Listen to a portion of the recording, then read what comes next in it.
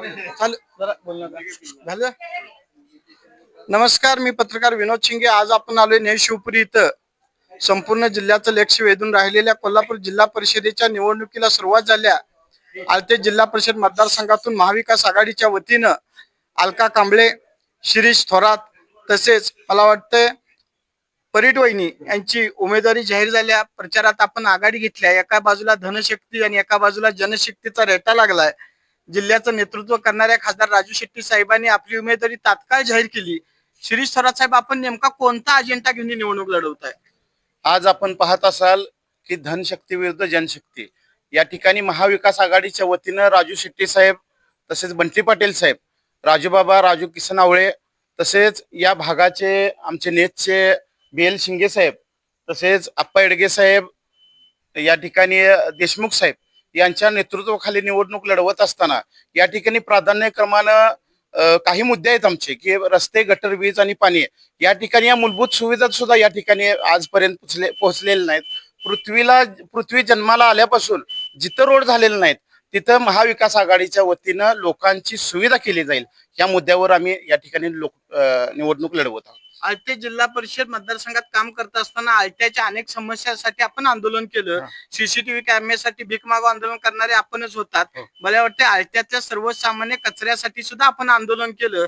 या संदर्भात नेमकं आपण आळत्याच्या ग्रामस्थांना काय सांगाल?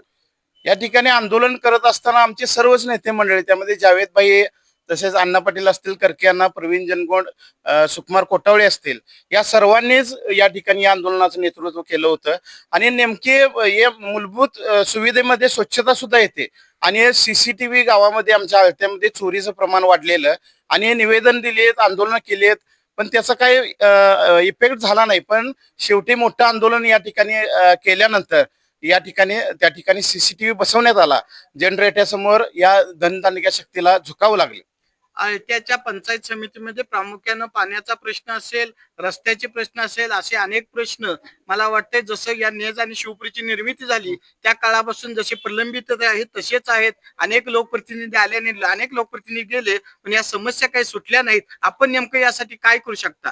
समस्या या हाडाच्या कार्यकर्त्याला समजतात आणि या ठिकाणी महाविकास आघाडीने आमच्यावर जी जबाबदारी दिलेली आहे अलकाताईंच्यावर आणि माझ्यावर, या सर्वांनीच, मग काँग्रेस, राष्ट्रवादी, शिवसेना, भाजप, काँग्रेस, शेतकरी संघटना, या सर्वांनी जी आमच्यावर जबाबदारी टाकलेली आहे, तर लोकांची समस्या ही आम्ही आता आमची समस्या समजलेली आहे आणि लोकांच्या ज्या ज्या समस्या आहेत त्या ग्राउंड लेवलला उतरून आम्ही या ठिकाणी सोडवणार आहोत. आळते पंचायत समिती मतदारसंघातील सुज्ञ मतदारांना आपण काय संदेश द्याल? ज्या बाबासाहेबांनी ही घटना दिली आणि लोकशाहीचा आपल्याला मूलभूत अधिकार दिला, तर या ठिकाणी जी आता धनदांडग्यांनी पैशाचा वापर केलेला आहे ह्याचा वापर थांबला पाहिजे आणि खऱ्या अर्थानं या ठिकाणी लोकांच्यासाठी जी झटणारी लोक आहेत त्यांना आपलं पवित्र मतदान देऊन लोकांच्या समस्या त्यांनीच सोडवल्या पाहिजेत. जे गावचा विकास करू शकले नाही ते जिल्ह्याचा विकास करण्याच्या बाता आज निवडणुकीच्या दरम्यान करत आहेत. परिणामी 2 दिवसात गांधीबाबा बाहेर पडतील, पण खऱ्या अर्थानं शेतकऱ्याच्या उसाला दर मिळाला पाहिजे, सर्वसामान्यांच्या हाताला काम मिळालं पाहिजे. काँग्रेसने गेल्या काय केलं असा प्रश्न विचारांनी 75 वर्षाचा मागे जाऊन इतिहास पाहावा. प्रत्येकाच्या हातामध्ये मोबाईल असणारी सुद्धा सेवा काँग्रेसने सुरू केली. परिणामी काल सत्तेत येऊन आज 75 वर्षात काय केलं विचारणाऱ्यांना सर्वसामान्य जनता नक्कीच उत्तर देईल. अशाच मत आता उमेदवारांनी व्यक्त केल्याबद्दल मी त्यांचा आभार मानतो. विनोद शिंगेसह कॅमेरामन प्रमोद सपकाळ, कुंभोज. थँक्यू.